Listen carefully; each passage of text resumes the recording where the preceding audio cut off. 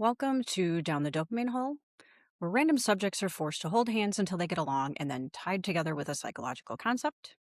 I am Dr. Amy Guertin, but you can call me Amy. I just want to point out that the doctor in my name is actually a PhD and not an MD. I'm a psychologist, not a medical doctor. So please do not ask me to do your appendectomy because it is illegal and you will not survive the surgery. This is actually the second time that I'm recording this week. The first time I recorded this, as my daughter would say, wording was hard and the brain was not braining. I didn't really think that it was that bad until I went back to edit it, and it was pretty bad. So here we are, take two. Let's see how this goes. Okay, now that we have that out of the way, in the last couple of episodes, I have talked about, or at least mentioned, dark humor. And I thought maybe it was time to address the subject in more detail. But before we talk about dark humor, we have to talk about humor. What is it? Why do we use it? In a nutshell, humor is the expression of anything funny. Yeah, super creative definition, right? Humor is mainly used for entertainment or as a way to cope with difficult or emotional or awkward situations. But it's also integral in forming social bonds and in releasing tension. Much of our lives are automated. We've become so used to interpreting different situations that we really don't think about them anymore. The unpredictability of humor tends to slow down our interpretation of a familiar situation, and it allows us to remain intellectually alert and allows us to view situations in new and unexpected ways, which is what makes it funny. If you look up the types of humor, there is no agreement as to the types of humor or how many exist. I've seen everything from 3 types of humor to 32 types of humor. I was kind of in a little bit of a pickle where I was trying to determine how am I supposed to talk about the types of humor if there's no agreement. So what I did was I decided to go along with the research, and there is an instrument that has been validated that's been used in a lot of the research to determine a person's type of humor. And according to this instrument, which is called the Humor Styles Questionnaire, and I actually will put a link below if you want to take it and determine your humor style. It's humorstyles.com, and that's HUMOR for those of you that don't live in the US, because we like to take unnecessary letters out of words. There are 4 humor styles, and the styles have basically 2 dimensions. It is who is the humor aimed at and what is the emotion behind the humor. I will give a brief description of the humor styles because the last 2 especially are kind of important in talking about dark humor. The first one is affiliative humor, and it is geared towards other people, but it is positive. And it's just humor that's used to amuse other people. It is used to facilitate relationships, basically involves things like telling funny stories, engaging in witty banter, telling jokes about things that everybody finds funny. The second one is self-enhancing humor, and this is geared towards the self, but it's also positive, and it just involves having a humorous outlook on life and doing whatever is necessary to maintain that humorous outlook on life despite whatever life throws at you. The third type is aggressive humor, and that is geared towards other people, and it is negative. It basically involves bullying. So anything that is manipulation, control, put down, sarcasm, ridicule, teasing, threats, implied threats. That is basically what aggressive humor is. And then the last type is called self-defeating humor, and that is geared toward the self, and it is also negative.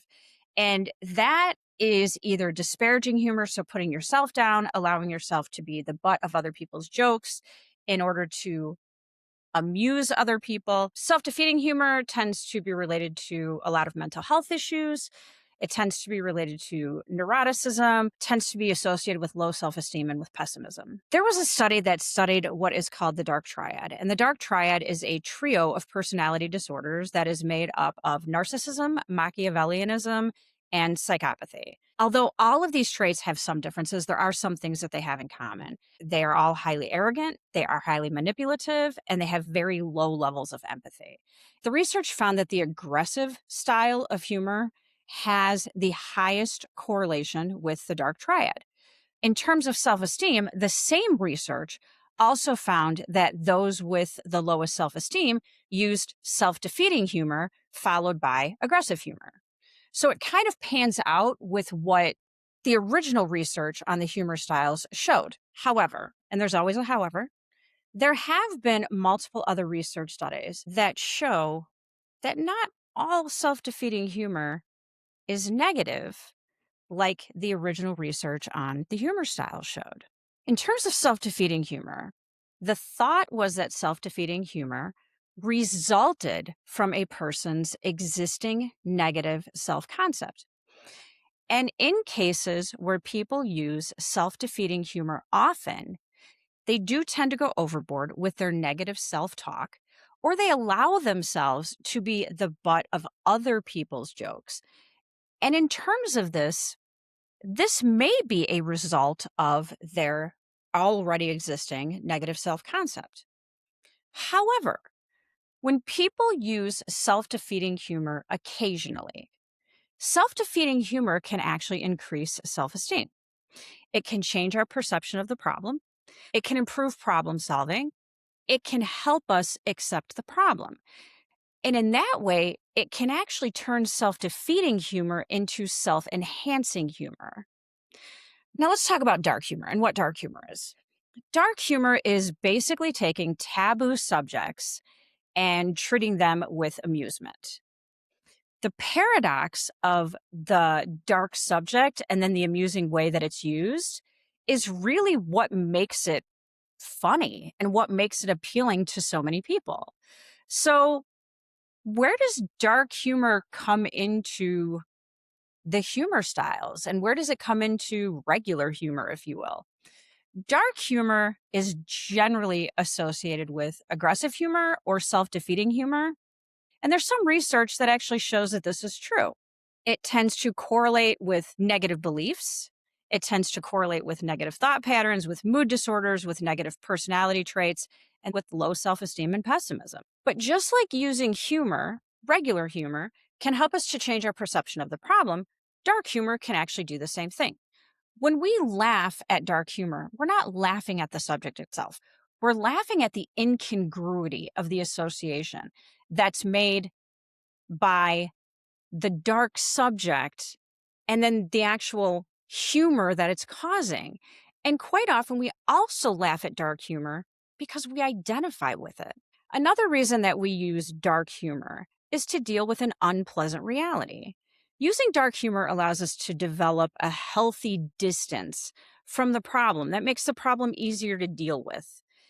It not only allows us to deal with our emotions regarding the problem, but it allows us to deal with the problem over time rather than having to deal with the problem all at once because we are distancing ourselves from our emotions, at least a little bit. Dark humor also gives us permission to talk about taboo subjects. We need to talk about things, especially emotionally devastating things. However, there's certain subjects that society has basically said, nope. And dark humor allows us to talk about these, even if not directly. And sometimes dark humor starts conversations about these topics, which can be really helpful in normalizing taboo subjects. Speaking of dark humor and taboo subjects or taboo behavior, this, of course, made me think about swearing. And yeah, just follow me on this one. I promise it all makes sense inside my brain and I'll make it make sense to you too. There are a lot of reasons why people swear, and one of them is for humor. Swearing is linked to emotions and to social taboos, and as a result, they tend to be unexpected and memorable, which is exactly one of the reasons that makes something funny. People use swearing for emphasis and often for shock value. And when it's used in humor, the incongruency of the swear word with the rest of the language in a joke does what any humor does. It makes the listener slow down, process the situation of the joke in a different way, and it often makes the joke funnier. Of course, this generally tends to be true depending on the social setting, the frequency of the swearing, and the subject of the joke. Swearing in humor is often used in aggressive humor and self-defeating humor. There are really, really thin lines that people have to walk in order to use aggressive humor and actually make it funny. Some comedians are really good at walking that line, and others, not so much.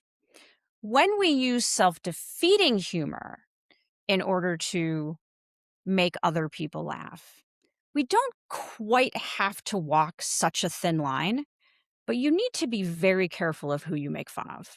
So, why else is swearing used outside of humor? Major reason that swearing is used is for communication. Swearing allows us to communicate our feelings and ideas in a way that other words don't. Sometimes it's more effective to tell somebody that something is a pita rather than to say it's very frustrating. I mean, yes, they kind of mean the same thing, but pita has just a different connotation than it's frustrating does. It describes something a little bit different. Another reason we use swearing is it's cathartic. We swear because it helps us relieve tension and frustration or deal with a really difficult situation. If I get into a car accident, the word shoot is just not really going to do it for me. And trust me, I know because I've been in that situation. There are other words that are going to help me feel a lot better, a lot more quickly than shoot. I'm sure you all have been there too. Swearing is also used for pain management. Research has shown that swearing can be as effective as over the counter pain medication. They also have found that people are able to tolerate pain more if they can swear. There is a reason why when you stub your little toe on the leg of that coffee table or you step on a Lego, there's a reason why you swear repeatedly. It actually does help the pain go away. I don't care how much you promise yourself that you are going to clean up your language. If you stub your toe against that coffee table leg or you step on a Lego, you are going to lose that promise. I guarantee it. Swearing is also used for emphasis. There's a huge difference between man or bruh, if you're Gen Z. Man, that's a cool car. And man, that's a cool effing car. That's emphasis. So who tends to use profanity more? Extroverts tend to use profanity more than introverts. Makes sense because extroverts have more of a tendency to take what is inside their head and have it come out their mouth. And those who are high in individuality, probably because they really don't care about other people as much as they do themselves. And for any of you that are getting all offended, like, are you saying I'm selfish? Yeah, back it up a little bit. I swear all the time. I'm sure anyone who knows me is actually surprised that I have not let a swear word slip into a podcast yet. But editing is actually a wonderful thing. People who are low in conscientiousness tend to swear more. Conscientiousness is a trait that has to do with long-term planning, being very hardworking, working before play, and being very detail-oriented. And I am extremely low in conscientiousness, which is not super surprising to people who know me and to people who hear me swear. More severe profanity use tends to be used by those who are younger, who are male, and have more confidence in their ability to be funny, which is absolute evidence that I am very, very confused about who I am. People that are more honest tend to swear more, and that's been shown in multiple studies. Maybe it's because we don't give a f and lying takes way too much energy. Research theorizes that it's because people who swear don't hold back their thoughts or words, and that's why they tend to be more honest, which probably includes all of us who are ADHD, right? Show of hands for all of you who are ADHD and swear a lot. Thank you. I do want to talk about one last thing in terms of swearing, which also brings up the psychological concept of the day. Most of us have heard that those who swear more have higher intelligence. And in order to determine if that's true, we have to understand what intelligence is and what the research says about swearing and intelligence. There are multiple definitions of intelligence, multiple ways to look at intelligence, but they all come down to basically this. Intelligence is the ability to learn, remember, use new information, solve problems, and adapt to new situations. So, multiple theories in terms of different types of intelligence, but the most comprehensive type of intelligence is called general intelligence. And this type of intelligence is measured with an IQ test. There are two IQ tests. One is used more than others, but both of them measure multiple aspects of intelligence. They measure verbal skills, visual spatial skills, fluid reasoning, which is not just what you know, but how you use what you know in terms of problem solving, for example, processing speed, and working memory. Both IQ tests have 10 subtests that measure cognitive functions in both verbal and nonverbal areas in the 5 areas that I just stated. So, little FYI, by the way, all IQ tests are given individually and they're given in person by a test giver and you. So, if you've ever taken an online IQ test, that's just like where you fill out questions or you answer questions that are just on a screen, they are not valid. Those IQ tests are not valid. If you've taken an IQ test and online and it shows that you're a genius, like, I don't know, I mean, maybe you really are a genius, but that's not a valid IQ test.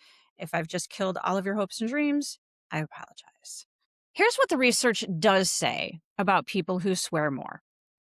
Those who swear more tend to have larger vocabularies. If you've ever heard the thing like people swear because they don't know any other words to use or because they don't have good vocabularies and that's why they swear, that's absolutely not true. There's been a lot of research that actually shows that people who swear more have larger vocabularies. Swearing can be a way to show trust and develop closeness between people, especially when one understands the social context in which swearing is appropriate. Swearing can be effective for self-regulation in terms of emotional catharsis, to manage emotions, manage behaviors, manage pain, and manage performance. Swearing can actually help with different types of performance. That's basically what the research shows about swearing. So when we talk about things like vocabulary, and when we talk about things like emotional intelligence, which has to do with like self-regulation of emotions and behaviors, as well as relationship skills, those are components of intelligence when you look at all of the different types of intelligence. But in general, when we're talking about intelligence, we're talking about IQ, we're talking about all of those things that I listed earlier. And although emotional intelligence and vocabulary are parts of intelligence, they don't make up what we think about of intelligence or IQ. So, is there an actual relationship between IQ and swearing? And in all of the research that I did, I could find one study that actually correlated IQ with swearing. Unfortunately, the studies showed that there is no relationship between the amount that someone swears and their IQ. So to say that people who swear are more intelligent really isn't accurate. To say that people who swear have larger vocabularies, 100% is. Doing research on intelligence and swearing, then I had to go and look and see if there is a research between intelligence and dark humor. And I kept finding articles that referred back to one research study that claimed that those who like and understand dark humor have higher intelligence. So I wanted to know, again, are we talking IQ or are we talking components of intelligence? And this is why we have to not only understand research, we have to understand what we are reading when we read research. The research actually gave one test of verbal intelligence and one test of nonverbal intelligence, or subtest basically. And these are not tests that are actually on the IQ tests. We're not talking about IQ. We are talking about aspects of intelligence.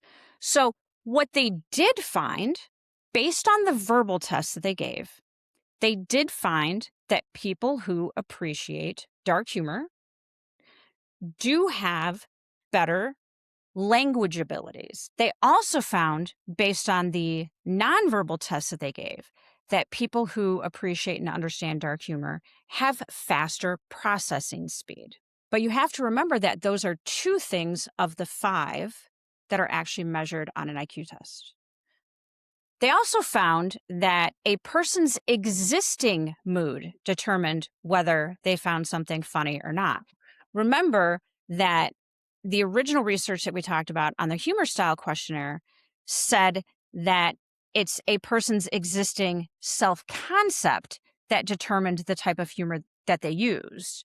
Whereas this is a little bit different. Not talking about the type of humor that they used, but talking about their existing mood determines whether somebody finds something funny or not, which shows that humor is a little bit more transient than someone's self-concept, which is very interesting.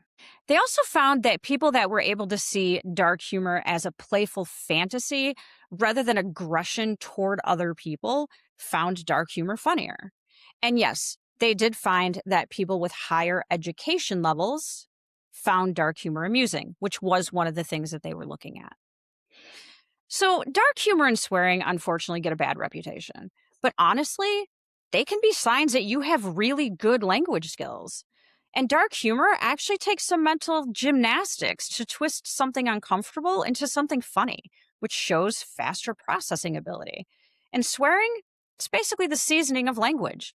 Used right, it adds flavor, emphasis, and sometimes says exactly what no other word can. We know now that people who swear don't lack vocabulary. It's just that sometimes the perfect word just happens to be a little spicy. That said, there's definitely a time and place. Dropping a perfectly timed joke or a well placed swear word can help form connections. And if your timing's off, well, I'm sure we've all been there once or twice.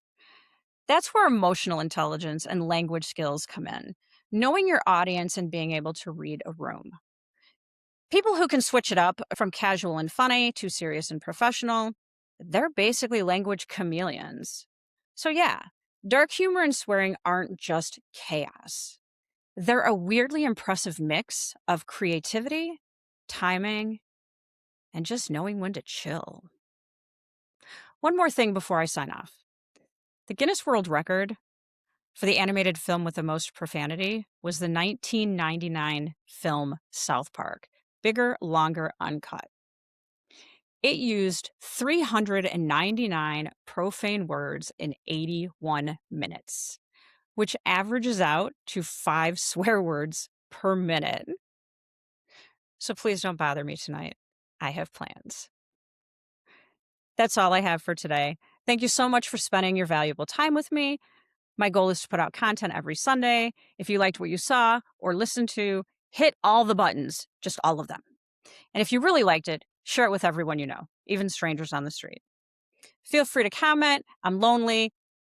If you're interested in any of the research for this podcast, it can be found below or on the corresponding website, downthedopamineHole.com.